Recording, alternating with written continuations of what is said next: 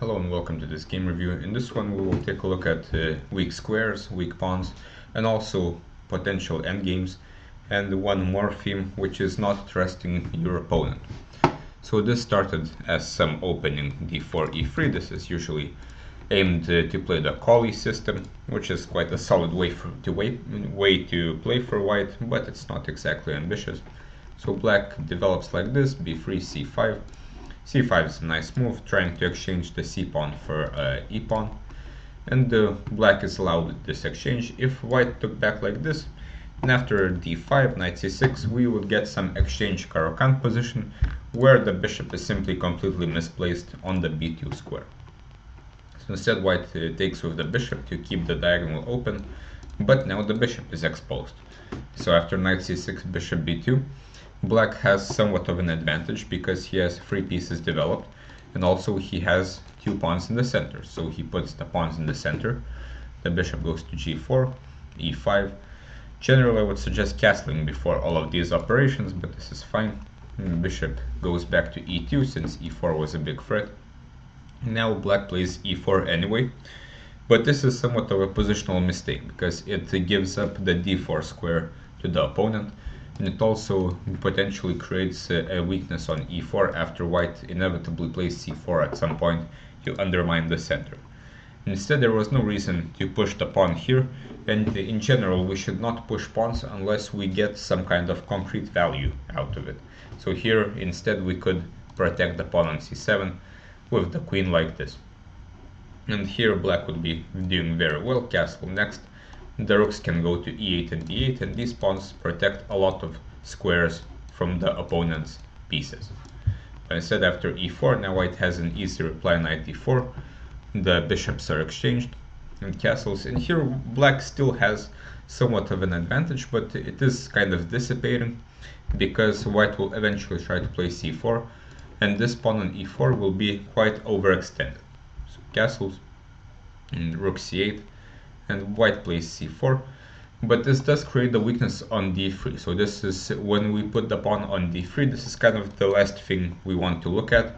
With black, the only chance to gain something is to you occupy the square on d3, and we always have to look at pawn pushes, and every pawn push has its downsides and upsides. Every time a pawn gets pushed, some squares are weakened. So after c4, the d4 square is weakened, the b4, but more importantly d3, because there will be no one to defend the square anymore. And while black could bounce on it right away with knight b4 and put the knight on d3.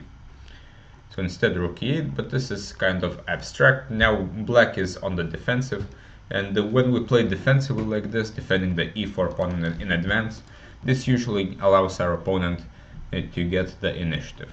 So he goes rook c1, black exchanges here, but this exchange is also not very good. Generally, we should not release the tension unless we gain something out of it.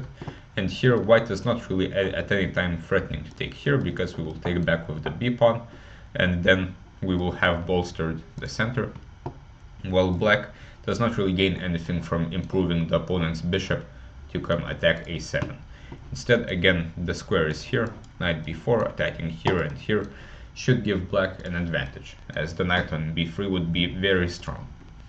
Instead, knight d4, but the more pieces get exchanged, the weaker the e4 pawn becomes.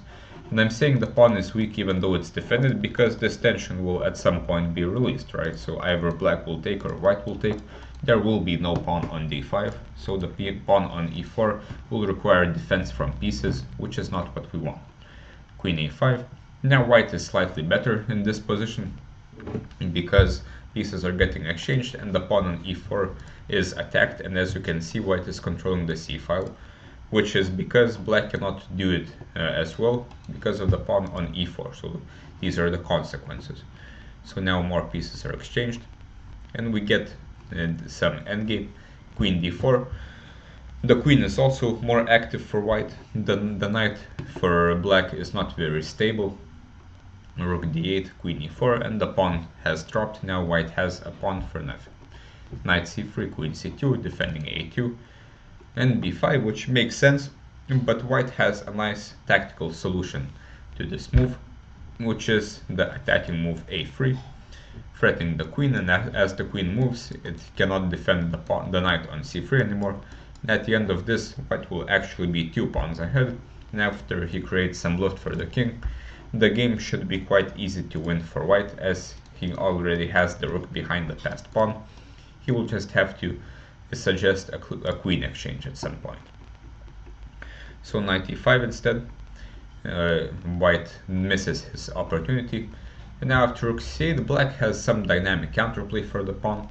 King f1 because the threat was knight e2, queen to d6, knight f3, and now white offers a queen exchange, which really makes sense because white is up a pawn and black acquiesces for some reason. In general, in endgames, we should never exchange pieces when we're down material, unless, again, we're getting something concrete. So perhaps black was trying to get the d-file here, but the d-file is not entirely useful in this position because the entry square on d2 is blocked, and white can even improve his knight and try to attack the pawn on b4. Instead, the black has an easy solution by moving the queen. The king will have to move to e1 actually, otherwise there is knight e2, and then continue. Now it's black to move again.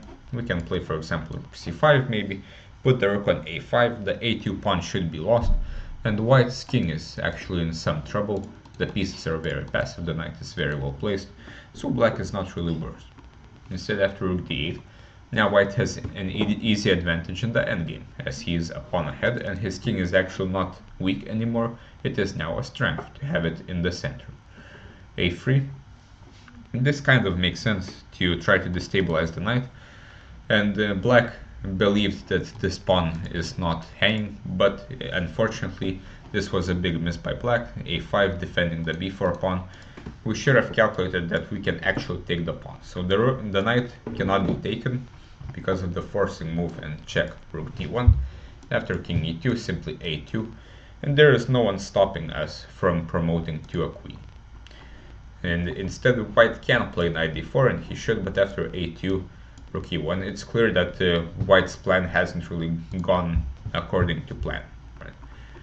So instead a5, now knight e5, and this time black is just winning if he takes on here. After this, again, give this check, and a2, the game is over. So white can't really do anything, and at this point we're even threatening something like rook d1, exchanging rooks, because the knight will not be in time to stop the pawn. So this was again quite unfortunate. Instead, black plays this move rook d1, exchanging into a knight endgame, which is a terrible mistake. We should at least just activate the rook and try to get some counterplay like this. But again, making exchanges when we're down material is a very bad idea. And here, the knight endgame is completely hopeless, because not only is white already a pawn ahead, his king is way more active than ours, and the pawn on b4 is dropping, and the two pawns down in a knight endgame is just completely hopeless. So this was a very bad decision by black to exchange rooks. Again, if we don't see b takes a3, which is winning, we should at least play rook d2, but we should always calculate the checks first. Well, checks, captures, and attacks. The check doesn't really do anything, as we are down a pawn in the endgame. Instead, just take the pawn. And the knight is surprisingly not hanging, so we should not believe in our opponent when he plays moves like a3, right? We should always look objectively at the board.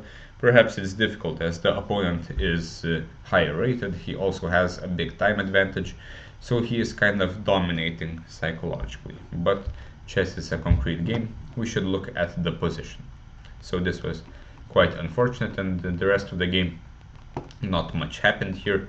White realized his advantages. It should be very hard to win with 2 pawns up in a knight endgame, as knight endgames are quite similar to pawn endgames. Black does not really have much of a chance here.